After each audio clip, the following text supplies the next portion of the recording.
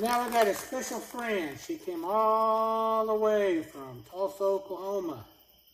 You know, she does, we call it readings, and she also does other supernatural things. You know, again, she is well known, and again, I know sometimes she has booths set up here and there. You know, again, she's done a lot of investigations. She does a lot of traveling, a lot of camping.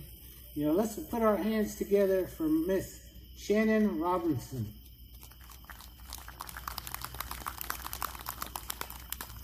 And I know she's got some spooky stories too.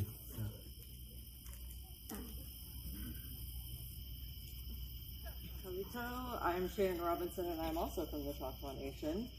And the first story that I'm going to tell you takes place down around Broken Bow.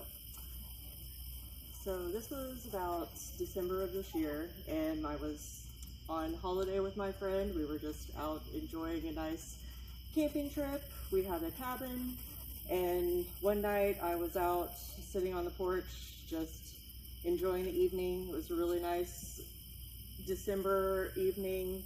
It was nice and spooky with all the fog settling down on the ground and all through the trees. And the cabin that we were staying in was nice and remote. There was a big pasture across from us, and then there was a pasture next to us. So I'm just out there looking around, enjoying the evening, and then across the way, I start hearing something walking through the woods across. And there's not any livestock in this pasture across the way. There's fence, but it's not complete, so there's nothing in there that can be contained. And from what I was hearing, it was definitely louder than maybe a person. So thinking, running through the list of possibilities here, okay, boar, nope, little too tender, you know, it's not just burrowing through the woods to be a boar, can't be that. Little too loud to be a bear, definitely not a cow. So, what could this be? So it starts getting a little closer and starts getting a little louder. And then I hear a branch snap. And then I hear this very strange call, and it's not like any other sound, any other animal that I've ever heard before. And about the time it makes this call, there's cows over the ridge, and they just start going crazy. They start mooing, making all kinds of noise, and then all of the dogs over the ridges, and they're not nearby, they're far, they all start barking. And it's just utter chaos, all this noise. And so I'm sitting out there. A normal person would go inside, but I'm curious and I want to know what's going on. So I'm out there trying to kind of figure out what I'm sensing out there. And it stops and then starts again. Starts making noise again, walking. And it could tell that I was there, and it was almost playing chicken with me in a way, seeing if it could freak me out. So I'm sitting out there, it gets closer, and after a while it finally gets quiet again. So I sit there, don't hear anything anymore. I go inside, have my dinner. About an hour and a half later, I come back out, sit back out on the patio. And about that time, the walking starts closer to the cabin. And it's about probably where those coolers are. There's a fence line, ridge line, and it's walking through that ridge line. And it gets louder, and it's definitely not a cow. It's definitely not a boar. Definitely not a bear. So I'm going, well, we're definitely in Bigfoot territory. That maybe, we'll see, could be. So then it starts getting louder, and I hear a branch snap. So by that time, my friend steps out on the porch, and she's also got sensitivities. She's Kiowa and Muskogee. So I was like, you hear anything? Are you getting a sense of anything? And she said, yeah, there's definitely something there, and it's definitely wanting us to know it's there. So we sat out there for a while. I actually have some video of the branch snap, where it was walking around our cabin for quite some time. So the next morning we get out and I start walking around to see if there's any footsteps, if there's any sign of whatever this was. There's no disturbances. There's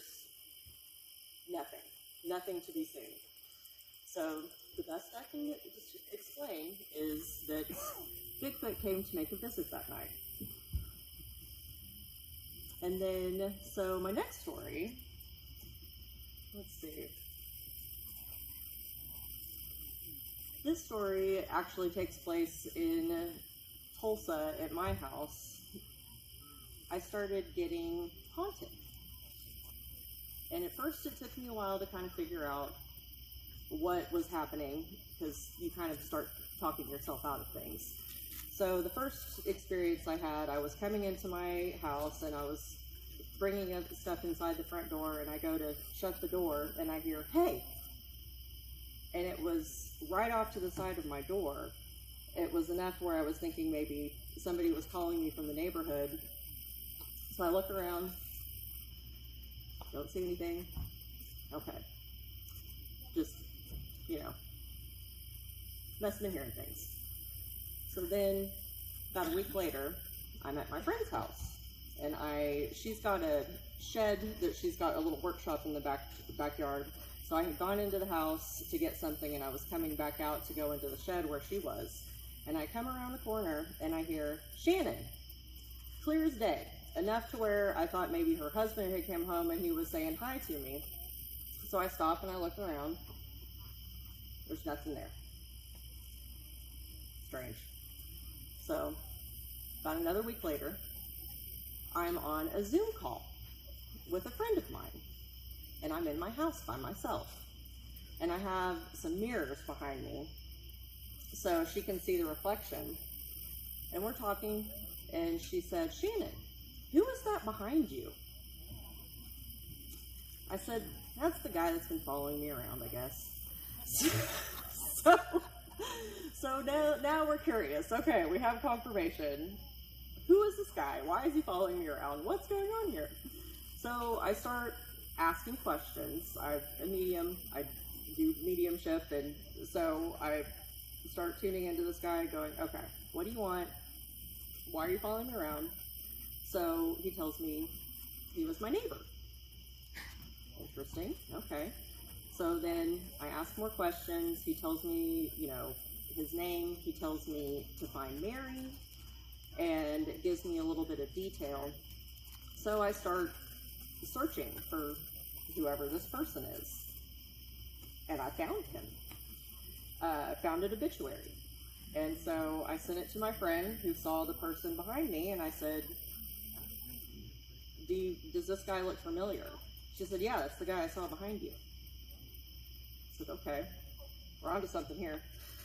So I start looking into him, and funny enough, he was my neighbor.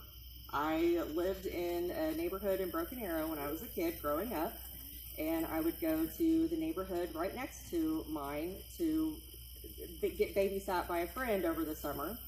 And so I would ride my bike all around the neighborhood, and he lived on the street next to them, in the neighborhood next to mine. So this person was real.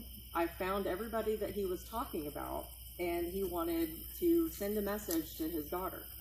So I wrote a letter and sent it.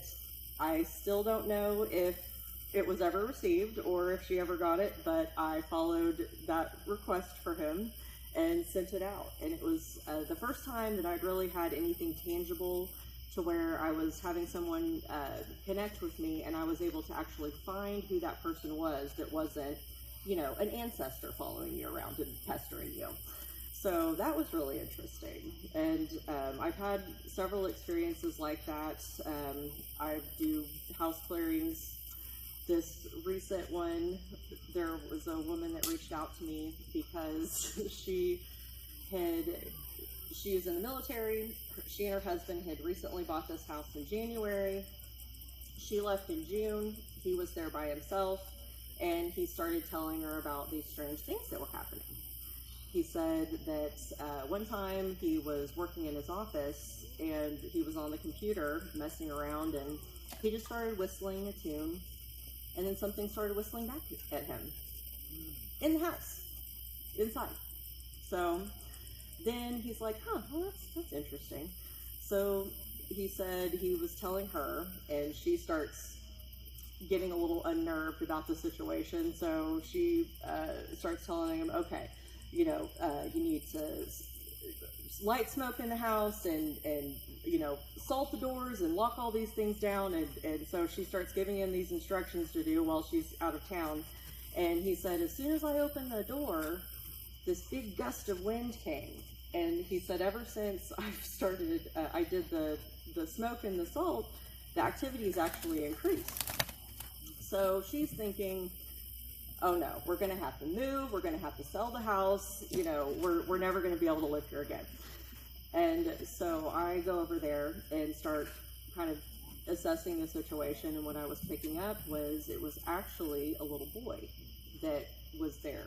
And he had been drawn to the energy of her husband because he really liked to work on trucks and he liked all of the audio equipment. And this little boy really enjoyed those trucks too. So the more he was kind of hanging around doing the bachelor lifestyle thing and working around the trucks and tinkering on them, this little boy started making himself more known and was getting a little bit more comfortable. So I ended up doing a clearing on the house for them, and everything was fine after that. But it just goes to show that a lot of times you can think that there's, this activity might be scary or dangerous, but it is not always the case. A lot of times it's your family checking in or just people that have passed on that are trying to make that connection. So you don't always have to be scared of the things that go bump in the night. They're not always dark and twisty. So I thank you, Yakoki, for letting me share some stories with you tonight, and I hope you enjoyed them.